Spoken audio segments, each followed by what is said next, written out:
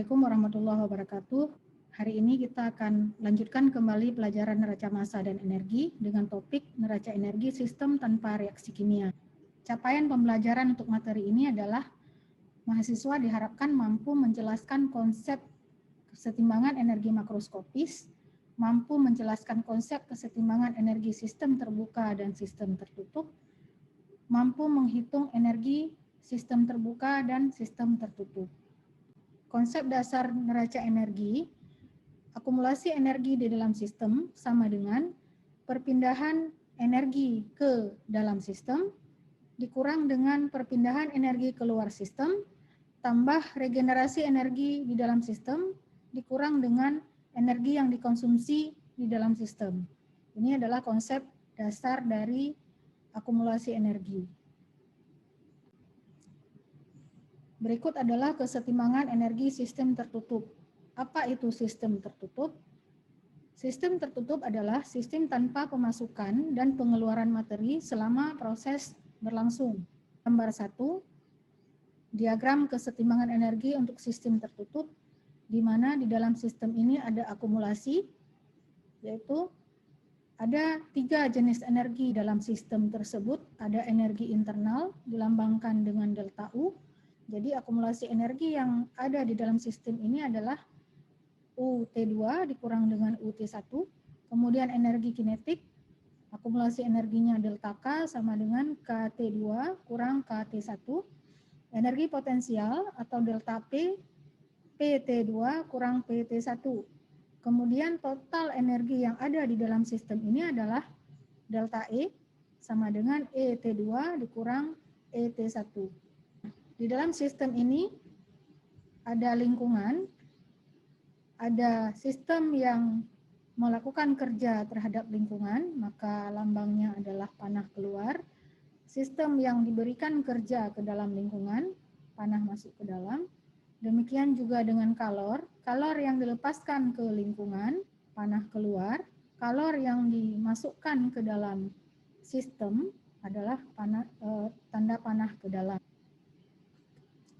Ekspresi matematis dari sistem akumulasi energi tadi, delta E sama dengan energi T2 dikurang dengan energi T1, itu adalah jumlah dari perubahan energi dalam ditambah dengan perubahan energi potensial tambah perubahan energi kinetik, atau sama juga dengan Q tambah W.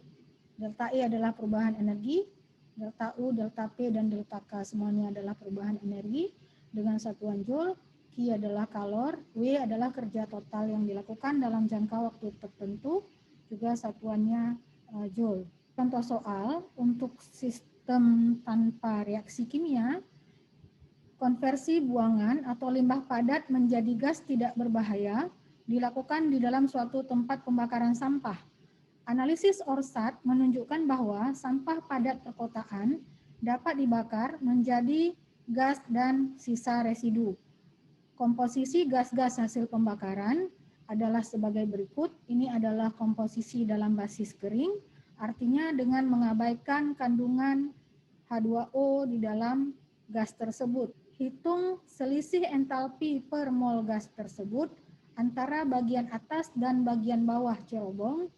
Jika suhu bagian bawah cerobong adalah 550 derajat Fahrenheit, kemudian suhu di bagian atas cerobong 200 derajat Fahrenheit. Keberadaan uap air di dalam gas tersebut dan efek energi yang dihasilkan dari pencampuran komponen-komponen dapat diabaikan. Berikut penyelesaian soalnya menggunakan tabel E1 Himmelblau tahun 1996. Kalian bisa melihat di tabel tersebut berapa kapasitas panas masing-masing komponen yang kita sebutkan di atas. Ada 4 komponen, yaitu CO2, CO2, dan N2. Nah, persamaan kapasitas panas juga dapat dilihat pada tabel E1 dari Himmelblau. Di sini bisa kita lihat persamaan yang digunakan untuk menghitung kapasitas panas. Kita akan menggunakan persamaan nomor 1, yaitu CP sama dengan A tambah B dalam kurung T besar tambah C dalam kurung T pangkat 2 tambah D dalam kurung T pangkat 3. Jadi persamaan ini kita tulis terlebih dahulu. Kemudian kita akan melihat bagaimana kapasitas panas masing-masing komponen gas sesuai dengan soal tadi. Komponen gas yang pertama dalam soal tadi, kita dapat melihat berapa nilai A-nya, yaitu CO2. Kita tarik garis ke sini. Kita dapat nilai konstanta A-nya adalah 36,11. Kita tuliskan dalam persamaan tadi. Jadi untuk CO2 berarti nilai A-nya 36,11 tambah B kali T. B-nya adalah 4,233 kali 10 pangkat 2. Karena ini B kali 10 pangkat 2, maka nilai B-nya adalah 0,4233 kali 10 pangkat min 2. Saya ulang lagi. Nilai B-nya adalah 4,233 kali 10 pangkat min 2. Kemudian nilai C adalah min 2,887 kali 10 pangkat min 5. Jadi kita tuliskan dulu ya nilai B dan C. Nilai D untuk CO2 adalah 7,464 kali 10 pangkat min 9. Secara umum persamaan kapasitas panas pada tekanan tetap dan temperatur rendah adalah CP sama dengan A tambah B kali dalam kurung T besar. T artinya temperatur, kemudian C tambah T pangkat 2 tambah D kali T pangkat 3. Konstanta A, B, C, dan D ini kita lihat pada tabel E1. Untuk masing-masing komponen berbeda nilai konstantanya. Kita tuliskan CP CO2 sama dengan nilai A-nya tadi 36,11 tambah nilai B 4,233 kali 10 pangkat min 2. Jadi kali 10 pangkat min 2. Kemudian nilai C min 2,887 kali 10 pangkat min 5 kali T kuadrat. Jadi karena nilai C adalah min 2,88, maka tanda tambah di sini menjadi kurang. Selanjutnya nilai D 7,464 kali 10 pangkat min 9. Ini dari tabel E1 kali T pangkat 3. Untuk komponen yang lain, CO, O2, dan N2 dengan cara yang sama menjadi seperti ini. Ya, ini angka-angkanya 28,95 dan seterusnya. Perhatikan dengan baik tanda plus dan minus, jangan sampai ada kesalahan penulisan.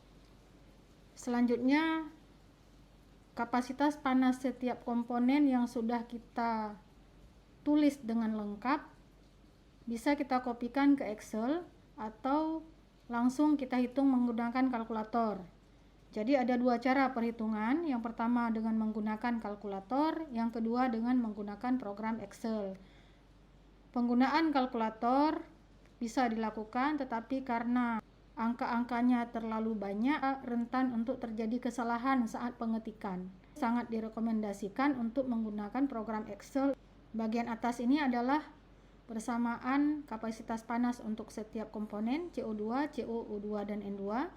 Kemudian di sini yang berwarna kuning saya kopikan fraksi setiap komponen yang terlibat dalam proses pembakaran tersebut. Ada CO2 9,2%, CO 1,5%, O2 7,3%, dan N2 82%.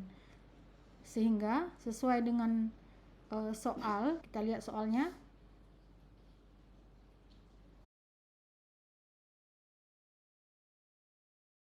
Sehingga fraksi setiap komponen ini dikali dengan 1 mol. Fraksinya 9,2%, artinya 0,092 kali 1 menjadi 0,092. CO 1,5% sama dengan 0,015 dikali 1, 0,015. O2 7,3%, artinya 0,073 kali 1, 0,073. N2 82%, artinya 0,82 kali 1 sama dengan 0,82. Berikut setiap komponen ini kita beri nama dulu. Jadi tadi di persamaan ada konstanta A, konstanta B, konstanta C, dan konstanta D. Jadi setiap kolom ini kita tuliskan angka konstanta A-nya, seperti misalkan CO2, konstanta A-nya adalah 36,11. Kemudian konstanta B-nya 4,233 kali 10 pangkat min 2.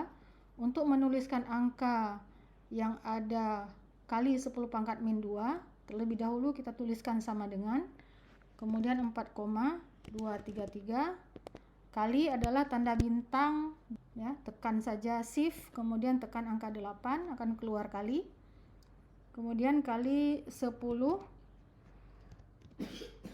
pangkat min 2. Pangkat ada di keyboard di angka 6 di atas, ya. Jadi di angka 6 di bagian atas ada seperti payung. Jadi tekan shift, tekan 6, maka akan keluar seperti segitiga atau seperti payung seperti ini. Kali 10 pangkat min 2. Nah, kemudian tekan konstanta C, nilainya min 2,887 kali 10 pangkat min 5, seperti konstanta B tadi. Pertama kita tekan dulu sama dengan, kemudian tekan angka min, ya, tekan min 2,887, tekan shift, bintang di atas angka 8, ya,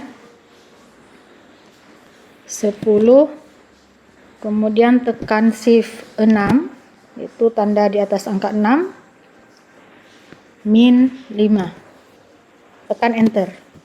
Jadi nilainya seperti ini. Untuk konstanta D juga dengan cara yang sama, tekan sama dengan, tekan 7,464, shift bintang 10, shift 6, min 9. Ya, jadi keluar angkanya seperti ini. Baik, perlu diperhatikan penggunaan koma dan titik. Untuk komputer yang American style, maka koma itu sama dengan titik. Jadi untuk komputer yang style Indonesia, koma adalah koma. Itu harus diperhatikan, karena kalau salah penulisan titik dan koma nanti tidak bisa dijumlahkan, ya, tidak bisa kita hitung. Untuk komponen lainnya O2 dan N2 dilakukan dengan cara yang sama sehingga diperoleh hasil seperti ini. Langkah berikutnya adalah menghitung kapasitas panas setiap komponen ini berdasarkan jumlah mol yang tersedia di dalam gas. Sesuai dengan soal dikatakan bahwa perhitungan berdasarkan 1 mol gas yang terlibat. Cara mengalihkannya, tekan sama dengan, arahkan kursor ke konstanta A, kemudian tekan shift 8 sehingga muncul tanda bintang seperti ini.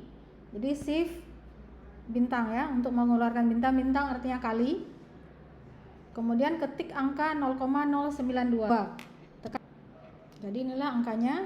Untuk konstanta B, C, dan D kita tinggal arahkan kursor ke konstanta A yang sudah kita hitung tadi sehingga muncul tanda tambah berwarna hitam. Kemudian klik kiri, tarik sampai ke konstanta D, lalu lepas. Nah, jadi perhitungannya akan secara otomatis menghitung. Kita bisa periksa di bagian ini, lihat di atas, benar apa tidak, itu E12 kali 0,092. Jadi E12 kali 0,092. Ini juga demikian, sama, ya, kali 0,092. Dengan cara yang sama untuk CP CO kita kalikan antara nilai CP per mol ini dengan jumlah molnya. Klik sama dengan, arahkan kursor ke konstanta A untuk CO, kemudian shift 8, 0,015. Jadi dengan cara yang sama untuk CpO2 dan N2, ya. Setelah itu kita akan menjumlahkan setiap Cp ini Untuk konstanta A sesama konstanta A kita jumlahkan, konstanta B sesama konstanta B, sehingga kita peroleh CP campuran. Jadi caranya klik sama dengan, tulis sum, atau kamu bisa langsung pilih sum dari sini, kemudian buka kurung, arahkan kursor ke bagian paling atas dari CP, yaitu untuk CP CO2, kemudian blok semua sampai CPN2, tutup kurung, enter. Nah, dengan cara yang sama tadi, arahkan kursor ke sebelah kanan bawah sampai muncul tanda tambah berwarna hitam, geser kursor sampai ke konstanta D. Jadi ini hasilnya. Berikutnya adalah menghitung entalpi, ya. Jadi dari CP campuran ini kita akan menghitung entalpi. Untuk menghitung entalpi kita perlu temperatur masing-masing bagian. Di soal dikatakan bahwa pada bagian bawah cerobong itu temperaturnya 550 derajat Fahrenheit, bagian atas 200 derajat Fahrenheit. 200 Fahrenheit sama dengan 366,5 Kelvin. Ya, ini saya tuliskan kembali rumus CP secara umum yang kita dapatkan dari tabel E1 Himmelblau ya. Nah, untuk menghitung entalpi kita gunakan rumus delta H sama dengan T1 sampai T2 CP dt. Jadi integral dari kapasitas panas pada tekanan tetap. Nah, kita tuliskan CP A B kali T C kali T kuadrat ya, sesuai dengan rumus ini, D kali T pangkat 3. Nah, kita integralkan CP campuran tadi. Jadi cara mengintegrasikannya yaitu sesuai dengan persamaan umum integrasi. Nah, di sini sudah saya tuliskan persamaan umum integrasi CP dt dari T1 sampai T2 sama dengan CP kali T2 kurang T1. Nah, contoh untuk A dt, A adalah konstanta, terhadap T kita integralkan, maka integrasinya adalah A kali T2 kurang T1.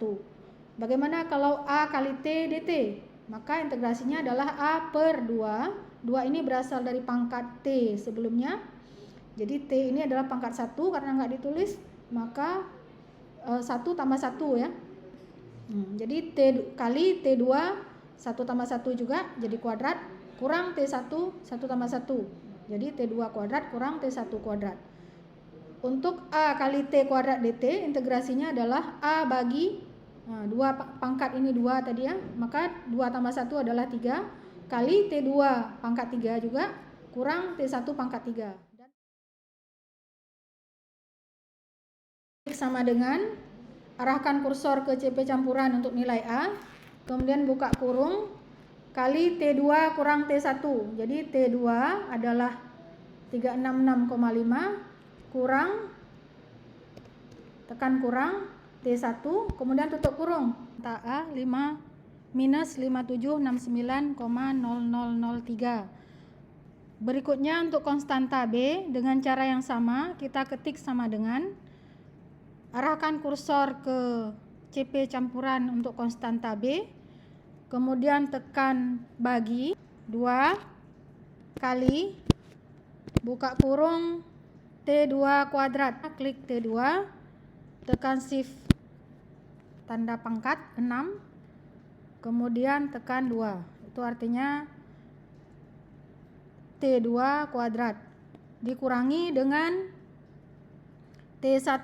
Klik di T1, tekan shift 6, kemudian 2, tutup kurung, enter. Konstanta B kali T adalah seperti ini. Berikutnya untuk konstanta C kali T kuadrat. Jadi integralnya adalah, arahkan kursor ke CP campuran untuk C bagi 3 kali dalam kurung T2 pangkat 3 kurang T1 pangkat 3. Enter. Ketik sama dengan, arahkan kursor ke konstanta D, kemudian ketik bagi 4 kali dalam kurung T2 pangkat 4 kurang T1 pangkat 4. Dan entalpinya adalah penjumlahan dari semua angka yang sudah kita integrasi tadi ya. Jadi kita jumlahkan dengan cara ketik sama dengan, kemudian pilih sum, buka kurung, arahkan kursor dari konstanta A sampai konstanta B, kemudian tutup kurung dan tekan enter. Hasil yang kita peroleh entalpi dalam perhitungan ini yaitu sebesar 6402,1 Joule. Jadi boleh kita ambil satu angka di belakang koma.